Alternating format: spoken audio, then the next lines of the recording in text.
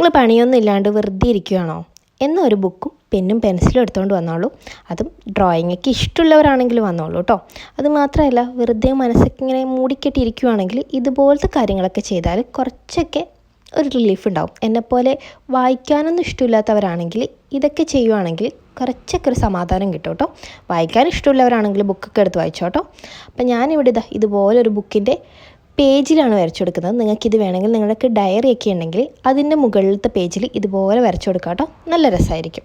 അപ്പം ഞാൻ പെൻസിൽ വെച്ചിട്ട് ഇതുപോലെ ലീഫ് വരച്ചു കൊടുത്തതിന് ശേഷം ബ്ലാക്ക് പെൻ വെച്ചിട്ട് ഇതുപോലെ ഔട്ട്ലൈൻ കൊടുത്തു. ഔട്ട്ലൈൻ കൊടുക്കുന്നതിൻ്റെ കൂട്ടത്തിൽ ആ ലീഫിനൊക്കെ ഇതുപോലെ വര കൂടി വരച്ചു കൊടുക്കുന്നുണ്ട്. കുറച്ച് ഇലകൾ അവിടെ വിട്ടിട്ടുണ്ടായിരുന്നു. അതിന് നമുക്ക് 2 കളർ കൊടുക്കണം. ആദ്യത്തെ കളർ ഗ്രീനാണ്. അത് ഇതുപോലെ കൊടുത്തതിന് ശേഷം രണ്ടാമത്തെ കളർ മഞ്ഞയാണ്.